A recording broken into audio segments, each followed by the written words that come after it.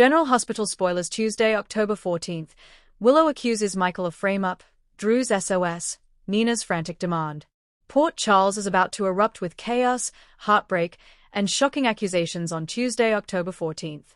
General Hospital sets the stage for one of the most emotionally volatile days the Quartermaines, Corinthoses, and Cassadines have faced all year. The lines between loyalty and deception blur as Willow turns on Michael, Drew fights for his life, and Nina loses control in a desperate bid to keep her world from collapsing.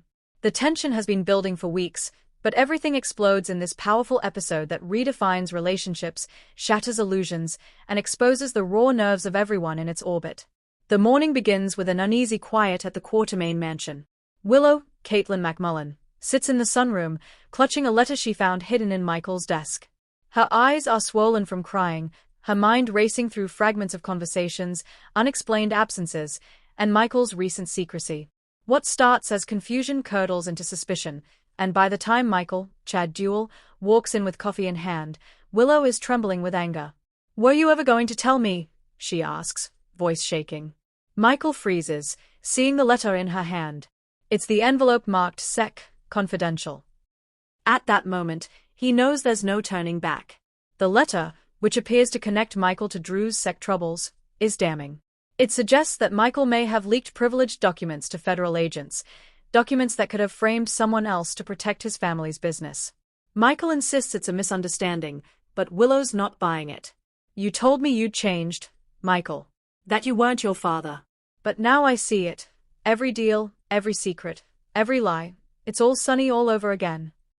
Her words slice through him, and as she storms out, Michael is left staring after her, realizing the truth might not matter anymore. The perception of betrayal might destroy them long before the facts are known. After Willow storms out, Michael calls Diane, Carolyn Hennessy, hoping she can help him get ahead of whatever's coming. Diane, sharp as ever, warns him that the Sec is circling back on the Drew Cain, Cameron Matheson investigation. Apparently, new evidence surfaced, an anonymous tip pointing back toward Aurora Media. Michael insists he had nothing to do with it, but the coincidence is too strong to ignore. Diane tells him bluntly, "Michael, this isn't about who's guilty. It's about who looks guilty. And right now, that's you." Meanwhile, in the hospital chapel, Willow breaks down in front of Elizabeth, Rebecca Herbst. She tells Liz she feels like her entire life is collapsing. Her husband may have betrayed Drew, her own moral compass feels shattered, and the peace she found after her transplant now seems like a cruel illusion. Elizabeth listens quietly, offering comfort without judgment, but her face betrays worry. Because she knows something Willow doesn't, Drew is missing. Deep in an abandoned warehouse on the outskirts of Port Charles, Drew Cain is barely conscious. His phone, shattered during a struggle, flickers with one last bar of battery life. His hands are bound, his face blooded, but his training as a Navy SEAL kicks in. He manages to activate an SOS signal through a secondary device embedded in his boot, a covert tracking beacon used during overseas operations.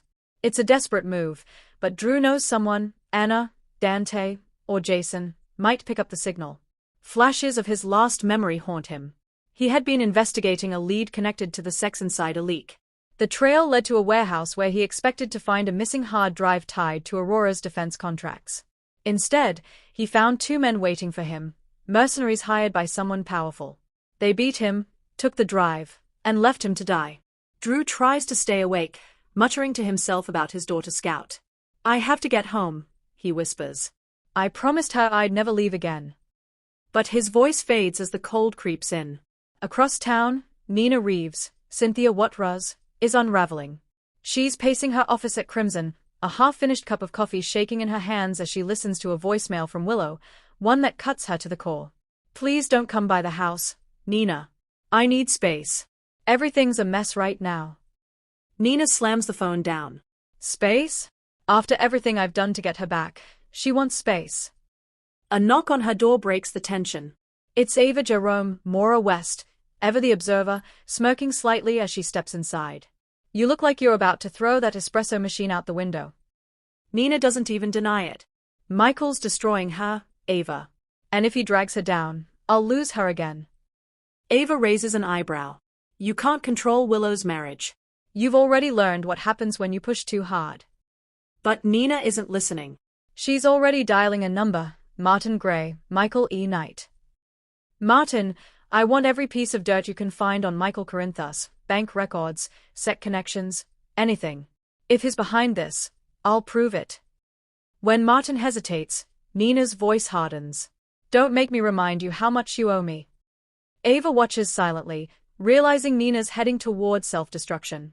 Her obsession with protecting Willow might cost her everything: her job, her reputation, and perhaps even Sonny's fragile patience.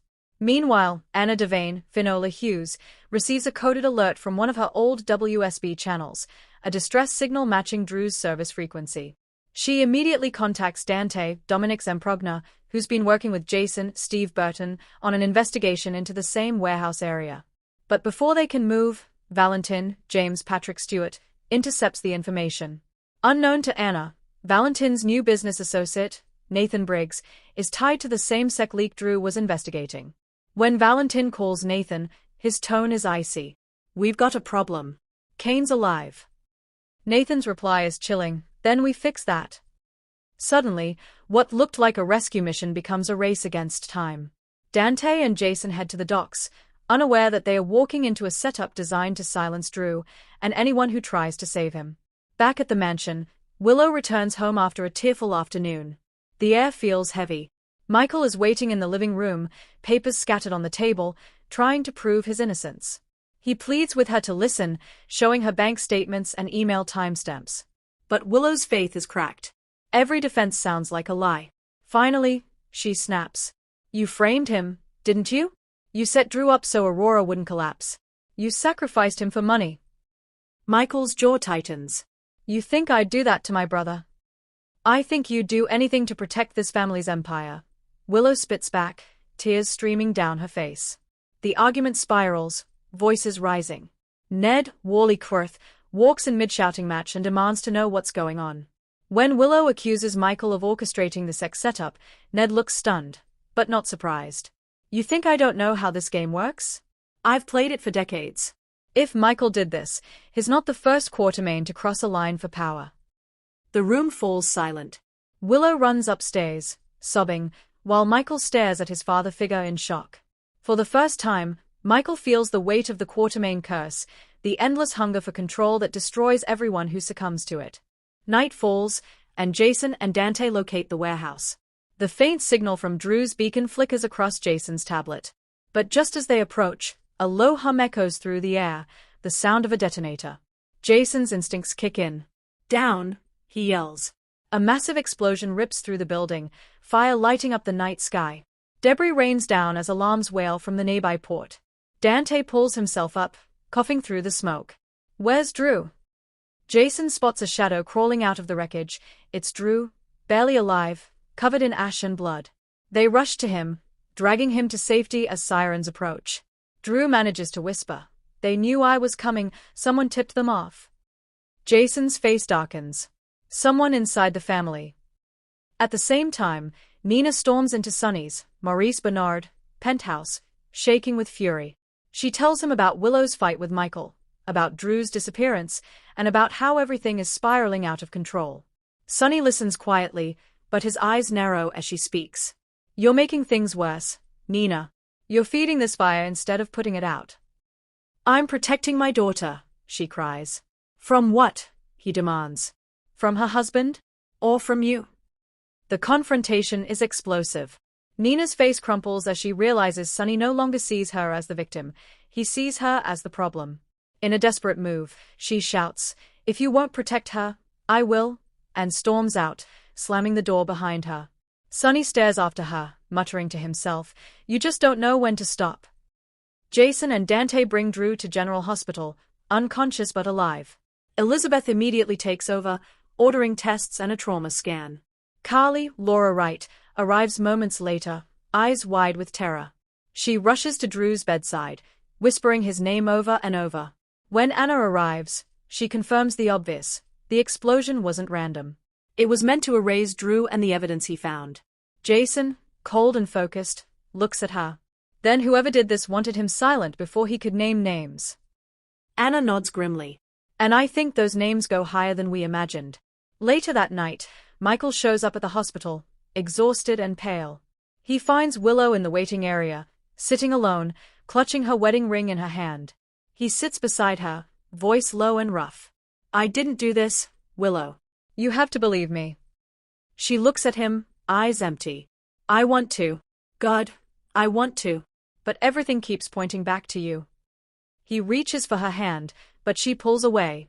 If Drew doesn't make it, if he dies because of this, she can't finish the sentence. Michael's heart breaks as she stands up and walks away, leaving him alone in the sterile corridor. Diane calls moments later with more bad news. The SEC is reopening its investigation, and this time, Michael's name is at the top of the list. Meanwhile, Nina meets with Martin Gray in a secluded corner of the Metro Court. He slides a folder across the table, eyes wary. "You didn't get this from me." Nina opens it, and freezes. Inside are photographs, phone records, and emails that appear to connect Michael Corinthos directly to the SEC leak. Her breath quickens. This proves everything. But Martin warns her, it's circumstantial. If you use it, it'll blow up more than just Michael's life. Nina doesn't care. She clutches the file like a weapon. "He's hurting my daughter. I'm not letting him get away with it." Ava, sitting at the bar nearby, overhears just enough to realize Nina's about to cross another unforgivable line. The next morning, word spreads that Drew is in critical condition and that Michael is now a person of interest in the SEC case. The Quartermain mansion becomes a battlefield. Ned demands an emergency meeting, accusing Michael of putting the family at risk. Brooklyn sides with her father, while Olivia tries desperately to calm everyone down. Monica, shaken but composed, looks at Michael with deep sadness. "Your father would be proud of your loyalty, but ashamed of your choices." Michael, near tears, says quietly, "I didn't do it." But the damage is done. The Quartermain family fractures down old lines: ELQ versus Aurora, blood versus honor, truth versus loyalty. At the hospital chapel, Willow prays for Drew's recovery, tears falling silently. She blames herself for doubting Michael, for letting anger cloud her love. Then Nina walks in, holding the folder like a trophy. "Sweetheart, I have proof. Proof that Michael did this to Drew. You don't have to protect him anymore." Willow looks horrified. "What did you do, Nina?" "I'm saving you," Nina insists, pressing the folder into her hands. Willow opens it, and gasps. The photos, the records, it's all there. But something in her gut twists. It's too clean. Too convenient. "Where did you get this?" she demands. "It doesn't matter. What matters is." "It does matter." Willow snaps. "Because if you fabricated this, if you're lying again, you'll lose me for good." Nina's face falls. "I'm not lying," she whispers, but there's doubt in her eyes. At that moment, Carly bursts in, furious. "What the hell are you doing, Nina?" The showdown between the two women is volcanic. Carly calls Nina a manipulator. Nina accuses Carly of covering for Michael, and Willow stands between them, torn apart by love and betrayal. Late that night, Anna and Dante review surveillance footage recovered from the docks. They freeze on one frame, a man walking away moments before the explosion. It's Valentin Cassadine. Anna's face hardens. He knew about Drew's investigation. He must have leaked the SEC files to protect his operation. Dante shakes his head. And now Michael's paying the price. Anna whispers, "This isn't over." Not by a long shot. As the episode closes, Drew's heart monitor stabilizes slightly. Elizabeth whispers to Carly that he might pull through, though the next 24 hours are critical. Michael sits in the hospital courtyard, staring up at the night sky, his life falling apart piece by piece. Willow watches him through the window, tears on her face, torn between love and fear. And Nina? She returns home, alone, staring at her reflection in the mirror. The folder sits on her desk, her proof, her weapon, her curse. She whispers to herself, "All I wanted was my daughter." Then, her phone buzzes. It's an unknown number. A distorted voice says, "You should have stayed out of it, Ms. Reeves. Now it's your turn." Her face drains of color as the line goes dead. General Hospital fans won't want to miss what comes next. With Drew's life hanging in the balance, Michael on the verge of arrest, and Nina's reckless meddling drawing the attention of dangerous enemies, Port Charles is primed for another week of earth-shattering revelations. Anna's about to go head-to-head with Valentin in a confrontation that could destroy their fragile truce. Willow will be forced to choose between love and justice. And Sonny, torn between his loyalty to family and his growing mistrust of Nina, may finally make the decision that ends their relationship for good. The truth is coming, but in Port Charles, truth always comes at a price. Tuesday, October 14th, General Hospital delivers an unforgettable blend of betrayal, redemption, and shocking twists that leave every character, and every viewer, on edge. Stay tuned, because this storm has only just begun.